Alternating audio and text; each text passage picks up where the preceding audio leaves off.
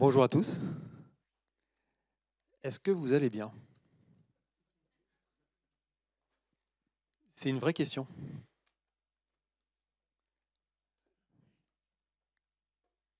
Qui va bien parmi vous?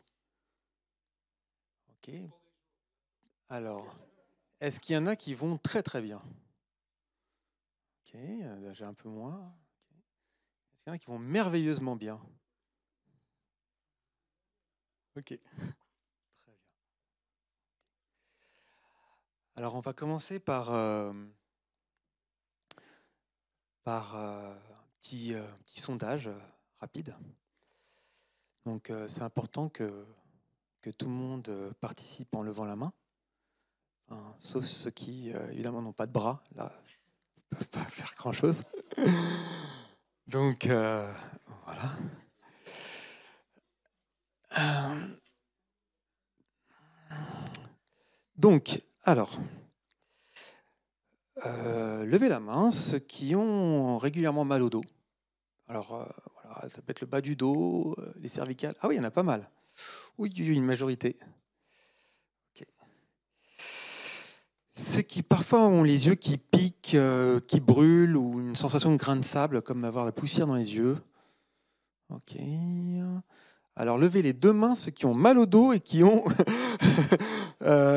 qui ont aussi les yeux qui piquent. Parce que visiblement, d'accord, ok, d'accord. Ça marche. Parmi vous, qui travaille régulièrement sur un ordinateur de bureau, donc ce qu'on appelle les écrans fixes, ou qui a un ordinateur de portable avec un écran additionnel? Ok. Ah ouais. Voire plusieurs. Ça marche. Qui travaille que sur un ordinateur portable. Que sur un ordinateur portable, sans écran additionnel. Hein. Ok. J'essaie de mémoriser, c'est pas facile. Qui travaille que sur tablette ou smartphone. Très bien. Ok. Qui ne travaille pas du tout sur écran. Pas d'ordinateur, pas de téléphone, pas de smartphone. Personne. Ok. Qui, des fois, est obligé d'arrêter. C'est-à-dire qu'à un moment donné, bon, trop, enfin, au milieu de journée, genre trop mal aux yeux, trop mal au dos, j'en peux plus, j'arrête, je fais autre chose parce que ça va plus. Ah ouais. Grosse perte de productivité, là. Qui a envie d'un meilleur confort de lecture? Qui voudrait améliorer sa vision, son confort de dos, etc. Ok. Ça marche. Bon, ben, la santé, c'est un peu prendre la métaphore du chocolat, d'accord, avec enfin, une comparaison entre la santé et le travail, le chocolat. Eh ben, c'est un chocolatier que j'aime beaucoup qui s'appelle Bona. Je ne sais pas si vous connaissez, le chocolatier Bona. Il a eu le prix du meilleur chocolat du monde. Un gars qui est installé dans les Alpes. Il a expliqué qu'en gros, si on utilise les meilleurs ingrédients et qu'on le fait avec cœur, avec générosité, eh ben le chocolat, le produit sera forcément bon. Par contre, si on est tordu et qu'on utilise de mauvais ingrédients, là, il y a une actualité en ce moment sur les produits chocolatiers et leur toxicité, eh ben, il sera mauvais. Mais en santé, c'est un peu pareil. Donc, si le professionnel de santé est généreux, s'il est prêt à soulever des montagnes pour que son client, patient, ce qu'on veut, aille mieux, eh bien, on se rend vers une performance durable. Et évidemment, ça va avec des outils de qualité. Alors, nous, en tant qu'entrepreneurs, on est rarement vus par la médecine du travail et on a rarement accès à ces informations de type ergonomie, poste de travail. Qui a déjà vu cette image? D'accord. Qui valide? Okay. Qui a vu cette image aussi? Plein comme ça. Ok. Celle-là aussi. Très bien. Bon, ça c'est un écritoire. C'est l'écritoire de Voltaire, pour ceux qui sont allés au musée Carnavalet. Donc c'est pas récent. Donc la problématique de l'ergonomie existe quand même depuis quand même pas mal de temps. Et là, on a un bel exemple. On y reviendra. On va parler aussi de la politique de santé nationale. Donc, chez nos voisins, ils ont intégré une notion de cost effectiveness, principalement aux Pays-Bas ou en Angleterre. C'est-à-dire qu'il est important de savoir ce qu'on fait effectivement avec 1 euro, ce qu'on obtient. En France, on a la Sécurité sociale qui rembourse généreusement tous nos actes. Donc, quel que soit le résultat, finalement, mes actes seront pris en charge. Que ce soit efficace, pas efficace, que le patient soit satisfait ou pas, la prise en charge sera exactement la même. Donc pas forcément très encourageant. L'avantage de certains entrepreneurs, c'est qu'ils n'ont pas toujours pris une mutuelle. Prendre une mutuelle, c'est un peu donner de l'argent d'un côté pour essayer de récupérer de l'autre. Et les entrepreneurs sont quand même beaucoup plus attachés à la notion de résultat. Donc ça, c'est un point important. Mais les entrepreneurs aussi ont tendance à mettre en avant d'abord, entre guillemets, l'intérêt entre guillemets, de l'entreprise avant même leur propre intérêt et leur propre santé. J'entends souvent dire « bon, j'ai pas le temps de m'occuper de ça, c'est vrai que j'ai mal, mais là, j'ai des priorités, ça va pas au travail. » En France, on a besoin de professionnels de santé engagés. Engagés dans le bien-être et animés par une ambition d'être au service de leurs patients, d'apporter des soins de qualité et accessibles.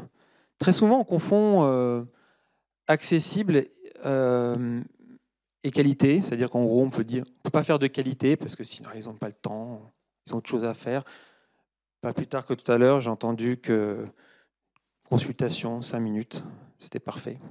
Ça n'a pas servi à grand chose. Voilà. L'impact économique de tout ça est quand même assez important. Ça joue sur la compétitivité nationale et internationale. Une vue mal corrigée, le coût de certains équipements inutiles, je parle en particulier de certains verres optiques, traitement anti-lumière bleue, etc. Tout ça, c'est du marketing de la trouille. Si vous n'achetez pas ces verres, vous allez perdre la vue, ce qui est complètement faux, évidemment. Mais ça fait vendre des lunettes. Les traitements médicamenteux afférents, les anti-inflammatoires, parce qu'on a mal au dos, donc on va prendre des médicaments, et puis des antidouleurs, donc, dont on va être très dépendant.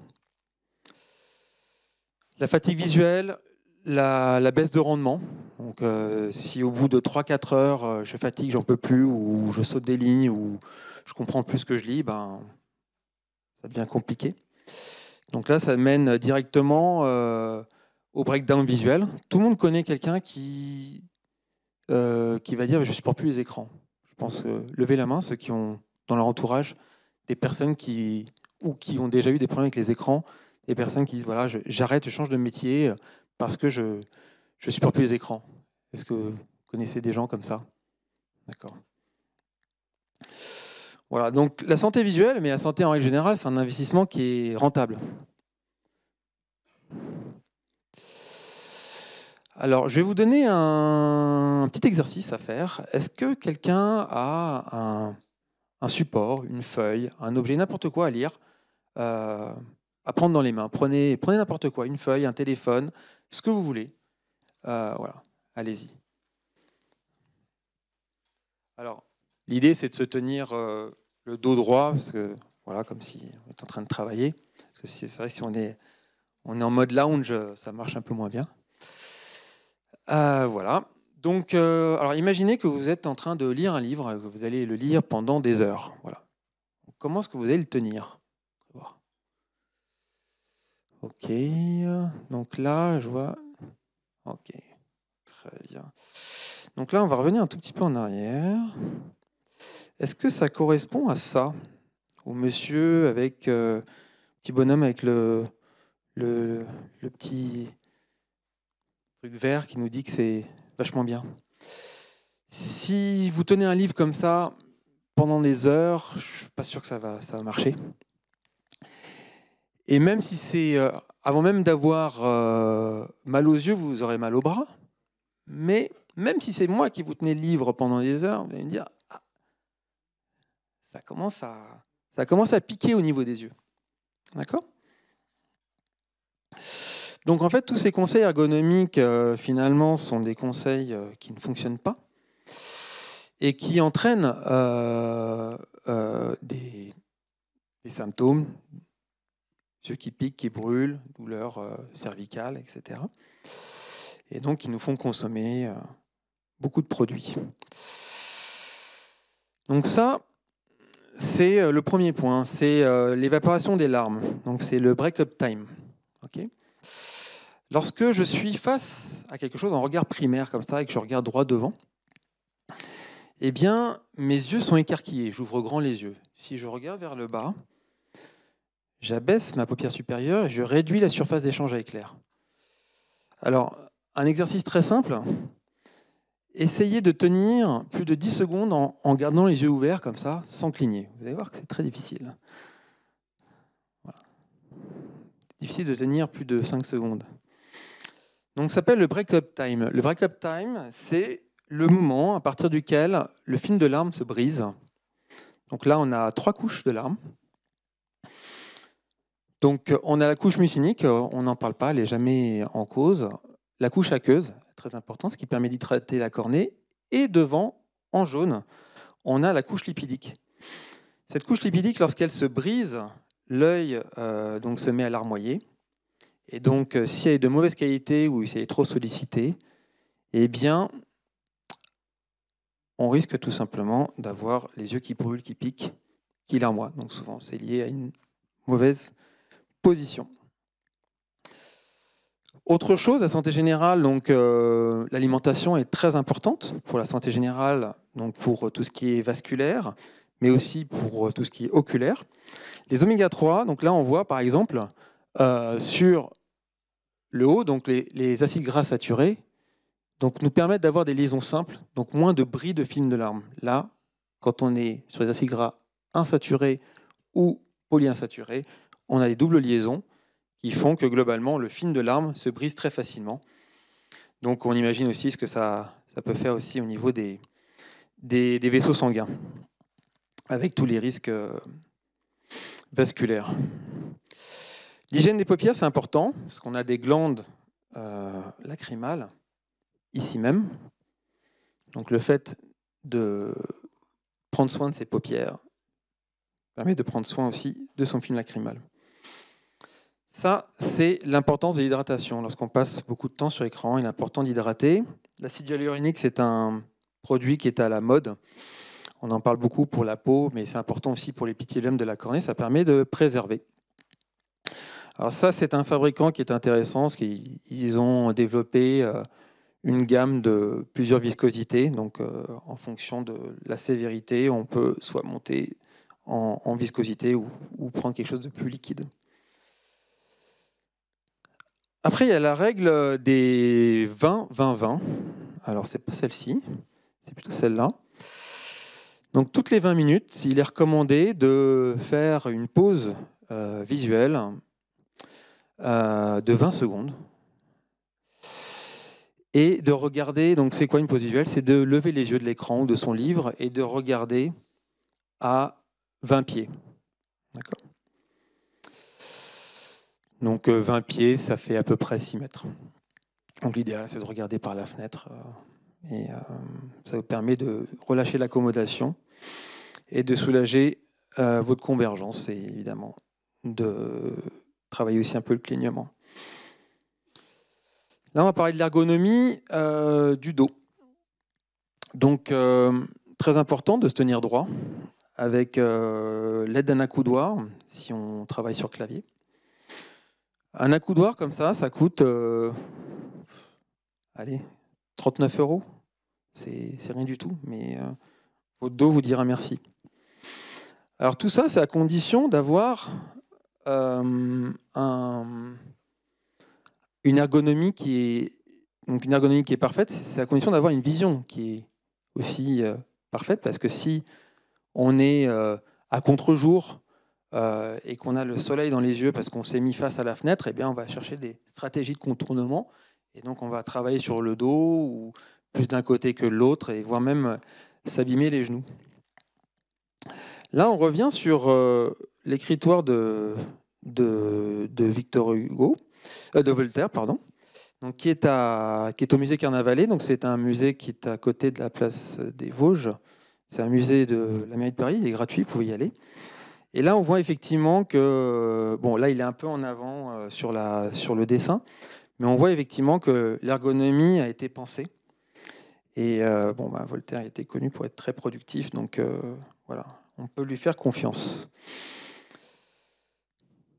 Donc, qu'est-ce qu'une hauteur et une inclinaison correcte? Donc, c'est l'écran le plus bas possible, le plus proche possible de l'ergonomie d'un livre. C'est très important. Donc, quand on travaille sur l'écran, il faut vraiment faire en sorte que le regard soit plongé vers le bas. Pas la tête vers le bas, mais le regard plongé vers le bas. Un angle d'incidence à 90 degrés. Parce que si, par exemple, je tiens mon écran, mais qu'il n'est pas à une incidence à 90 degrés ou qu'il est un peu incliné comme ceci, eh bien, ce qui va se passer, c'est que je vais perdre en contraste. Donc, le contraste serait important. Donc, éviter les reflets et le contre-jour. Donc, évidemment, si je suis dos à une fenêtre, je vais me retrouver avec des reflets sur mon écran et je vais perdre en contraste. Donc, le top du top, c'est si je suis droitier, je fais en sorte que la fenêtre soit à ma gauche, de manière à ne pas faire d'ombre avec ma main lorsque j'écris. Si je suis gaucher, inversement, je laisse la fenêtre à ma droite et surtout un éclairage le plus proche possible de la lumière de jour pour stimuler l'ensemble de la rétine et pas juste la rétine centrale.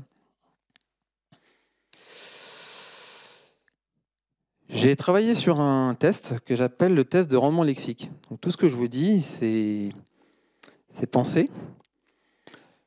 J'ai fait un test, c'est un texte qui tient sur une page.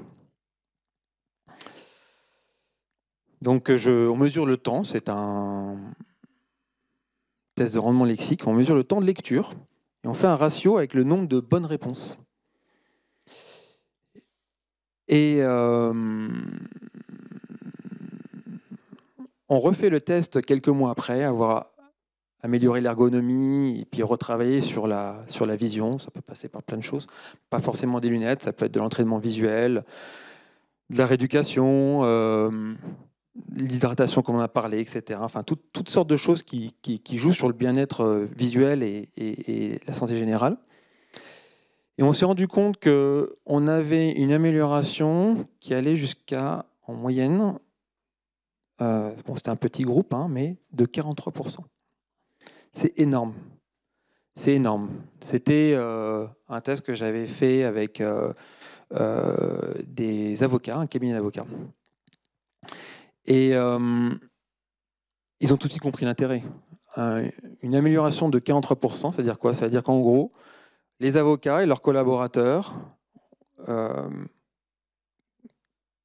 gagnent entre 2 et 3 heures de temps par jour, avec lequel ils peuvent faire plus d'autres choses ou plus de choses, à eux de choisir, et avec un taux de compréhension meilleur, donc moins d'erreurs, donc moins de choses à récupérer. Bon, ils ont estimé qu'en gros,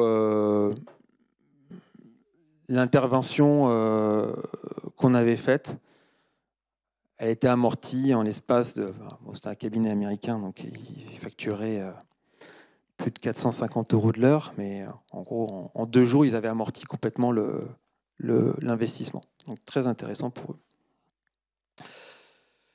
Voilà, donc en conclusion, en tant qu'entrepreneur, il faut que vous preniez en main votre santé. Voilà. C'est à vous de faire en sorte d'être bien, d'être en forme.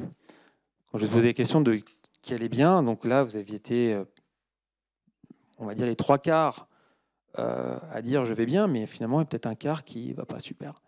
Et un entrepreneur qui ne va pas super, c'est une entreprise qui ne tourne pas à son maximum. Je reprends un peu la métaphore des bateaux qui ne sortaient pas dans les ports. C'est un peu ça, c'est-à-dire qu'en gros, un entrepreneur qui ne va pas, c'est une entreprise qui fait du surplace. Donc, à nous de nous prendre en main notre santé.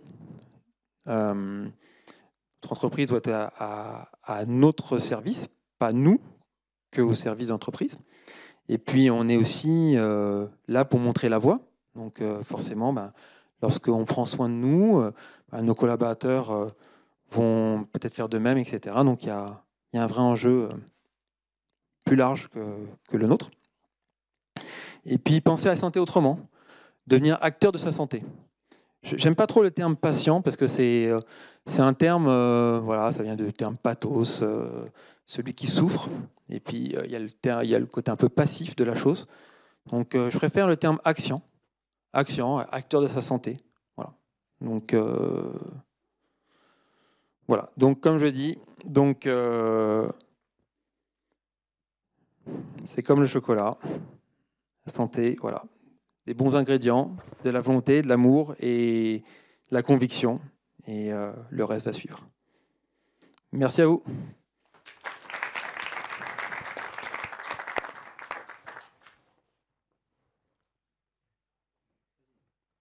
Petite question, vous avez parlé d'avoir les yeux trop secs.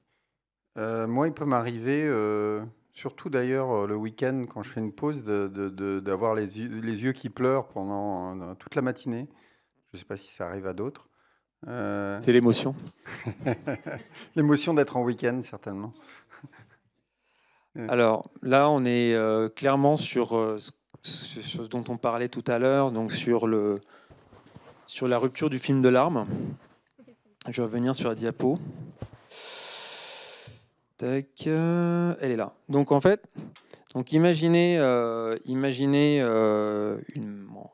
la cornée un peu comme de l'huile à la surface de l'eau. D'accord ? Donc en gros, là ici, vous avez la cornée, donc c'est la partie, on va dire, les tissus. Et puis là, vous avez du mucus, là il y a de l'eau, et là il y a des lipides. À partir du moment où le film de lipides se brise, d'accord ? Donc ça veut dire qu'en gros, soit vous avez des lipides de mauvaise qualité, soit vous avez une mauvaise ergonomie. Eh bien, il se brise, donc il se déchire, et ça libère l'eau. Donc lorsqu'on a les yeux qui larmoient, contrairement à ce qu'on peut penser, c'est de l'œil sec, puisque on perd la phase aqueuse. Exactement. On va dire c'est le stade 1 de l'œil sec. Le stade 2, après, c'est l'œil sec sévère. Donc l'œil sec sévère, c'est la même sensation que quand on ouvre une porte de four un peu chaude. Je ne sais pas si vous êtes déjà arrivé, vous sortez un plat du four, puis vous avez la vapeur d'eau chaude qui vous vient dessus, qui assèche d'un seul coup les larmes. Ça, c'est le stade 2 de l'œil sec. Donc là, c'est hydrater tous les jours, complémenter, voire même des traitements un peu plus lourds, quoi. Bonjour. Vous avez montré des illustrations par rapport à des cas de figure qui au final ne sont pas cohérents ou pas bons. Vous avez des conseils par rapport à comment avoir des bonnes informations justement sur son ergonomie de travail ou sur justement ne pas se laisser avoir par de fausses informations qui sont plus néfastes qu'autre chose? Oui, parce que en fait, le marketing en ergonomie et en optique est très puissant. Évidemment, les marques je ne vais pas en citer, mais les marques que vous connaissez d'ordinateurs ou d'écrans ont plus intérêt à vous vendre des gros écrans à 300-400 euros que des petits écrans finalement qui suffiraient et que vous pourriez installer suffisamment bas sans avoir à vous tuer les yeux. C'est le premier point. Ensuite, des accoudoirs de bureau à 40 euros, bon, ça ne va pas forcément, on va dire, enrichir les fabricants de mobilier. C'est pas Ikea qui va en proposer demain, quoi. De la même manière, au niveau de l'optique, dans ce que j'ai vu au cours de mes études et puis de ce que je vois, ce qui se pratique en général, c'est que, en fait, c'est un problème, une solution optique. On n'essaie pas de résoudre le problème à la source. C'est-à-dire qu'en gros, moi, c'est un peu étonnant, je suis opticien, mais j'essaie surtout de ne pas faire de lunettes. C'est-à-dire que dès que je peux, voilà, et bon, alors quand c'est un entrepreneur, il le comprend, il se dit bon, bah là, il me rend service, etc. Bon, quand c'est quelqu'un qui veut absolument utiliser sa mutuelle, bon, c'est autre chose. Mais globalement, j'ai toujours considéré que quand on arrivait aux lunettes, c'est qu'on avait échoué. C'est vraiment, voilà. Et je pense qu'il faut tout essayer avant d'essayer les lunettes. Alors évidemment, il y a des méthodes un peu foireuses, voilà, pas parler de certaines méthodes qui marchent que sur 10% de la population, mais il y a des règles d'ergonomie, il y a des règles d'hygiène visuelle, d'hygiène de santé générale qu'il faut absolument observer. Toutes les maladies de santé générale comme le diabète, le cholestérol, l'hypertension, quand je parle de cholestérol, le mauvais cholestérol évidemment, ont une influence sur la vision. Tout finalement finit par se retrouver au niveau des yeux. Donc prendre soin de son corps, prendre soin de ses yeux, c'est la clé. C'est la clé de l'entrepreneur, c'est la clé de sa productivité. Et le temps que vous allez prendre à aller voir un bon professionnel qui va vous dire « Ok, non, mais c'est bon, je ne vais pas vous faire le truc en 5 minutes, je sais que vous n'avez pas le temps, ou vous ne voulez pas prendre le temps, mais là, il va falloir le prendre. » Parce que le temps qu'on va passer ensemble à mieux se connaître, à discuter ensemble de ce qui va, de ce qui ne va pas, de ce qu'on pourrait améliorer, etc., on va peut-être prendre 1 heure et demie ensemble, peut-être même des fois la demi-journée, parce que la liste est longue comme mon bras de tout ce qui ne va pas. Et bien tout ça, vous allez récupérer pas une fois, pas 2 fois, mais au centuple, parce que vous aurez gagné en performance visuelle, parce que vous aurez retrouvé la motivation au travail, parce que si on arrive au travail le matin en se disant « Ah, encore une journée pourrie où mon ordinateur ou mon écran va me faire mal aux yeux, où je vais avoir des maux de tête », parce qu'on n'a même pas parlé encore des maux de tête, tous les symptômes associés, les tiraillements au niveau des yeux, les douleurs, etc., etc., eh bien, voilà, ça va à se dégoûter, quoi. Que change, pardon, que change le port de lentilles à la donne? Alors, ça dépend des cas. Il y a plusieurs types de lentilles. Il y a les lentilles je vais y aller brièvement. Il y a les lentilles journalières, enfin les lentilles de port de jour, qui pour moi sont une catastrophe. Elles aggravent l'œil sec. On ne peut pas les porter plus de 5-10 ans. Après, l'œil n'en peut plus. Ça agit comme des éponges, donc ça pompe les larmes sans arrêt, et puis c'est une cata. Après, il y a ce qu'on appelle l'orthokératologie, c'est les lentilles de port nocturne. Alors là, c'est le top, parce que là, on corrige la myopie pendant la nuit. Et puis le jour, on n'a plus besoin de rien, donc pas de lunettes, pas de lentilles, rien. Et là, c'est le top parce qu'il n'y a pas de filtre devant les yeux. On a vraiment une vision plus que naturelle. Et là, on peut faire beaucoup de choses, quoi. Merci Régis pour les rappels, parce qu'effectivement, en tant qu'entrepreneur, on a aussi la responsabilité de mettre les conditions de travail correctes à nos collaborateurs, donc c'est très bien de le rappeler. Alors moi, quand je suis rentré justement en armée de l'air en 94, je faisais de l'hypermétropie. J'ai toujours, encore aujourd'hui, une très bonne vision de loin. Mais bon, j'ai été atteint par cette malheureuse maladie, la presbytie, comme un peu tous les cinquantenaires. Et j'ai vu, alors moi qui pratique beaucoup de sport, forcément, il y a cet handicap quand même des lunettes. Ne me gêne pas en fait dans mon quotidien.